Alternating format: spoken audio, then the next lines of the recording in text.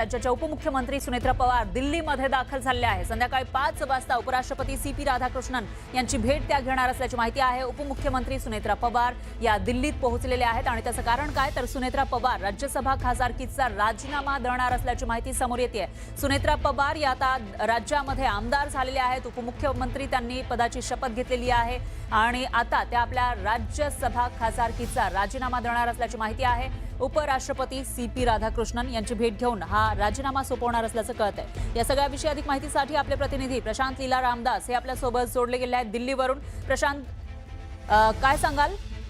उपमुख्यमंत्री सुनेत्रा पवार या 9 तारखेला पश्चिम बंगालला जाणार असल्याची माहिती आहे। त्याच्यानंतर नव्या मुख्यमंत्र्यांच्या शपथविधी सोहळ्याला सुद्धा उपस्थित राहणार असल्याचं कळतंय।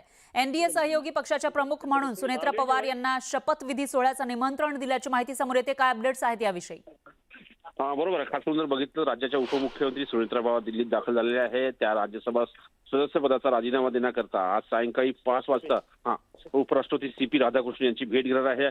आणि महत्वाचं म्हणजे जर बघितलं आपण तर सुनेत्रा पवार यांना 9 तारखेला जो पश्चिम बंगालमध्ये नवीन मुख्यमंत्र्याचा शपथविधी होणार आहे त्यासाठी देखील निमंत्रण देण्यात आलेलं आहे। NDA सहयोगी पक्षाच्या वतीनं म्हणजे NDA मधील घटक पक्षाच्या वतीने त्या सहभागी होणार आहे।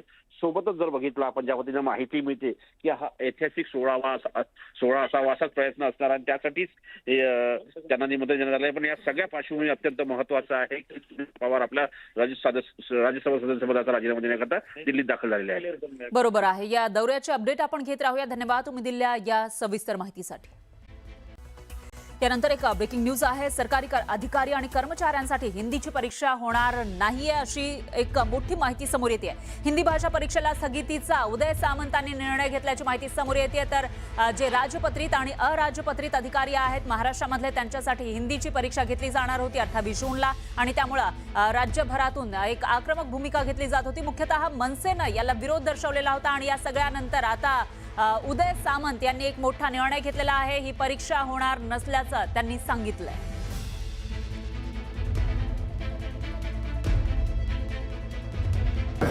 आपल्याकडनंच मला हे कळलं की मराठी भाषा संचालनालयाकडनं ही परीक्षा घेण्यात येणार आहे म्हणून मी आता आमच्याच प्रधान सचिव मराठी भाषेच्या जे किरण कुलकर्णी आहेत त्यांच्याशी चर्चा केली। जी परीक्षा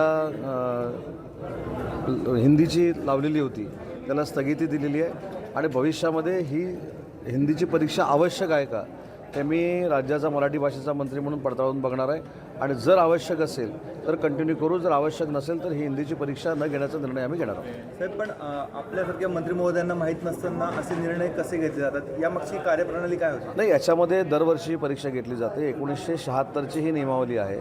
1976च्या नियमावलीमध्ये मराठी भाषेअंतर्गत म्हणजे भाषा अंतर्गत ही हिंदीची परीक्षा घेतली जाते।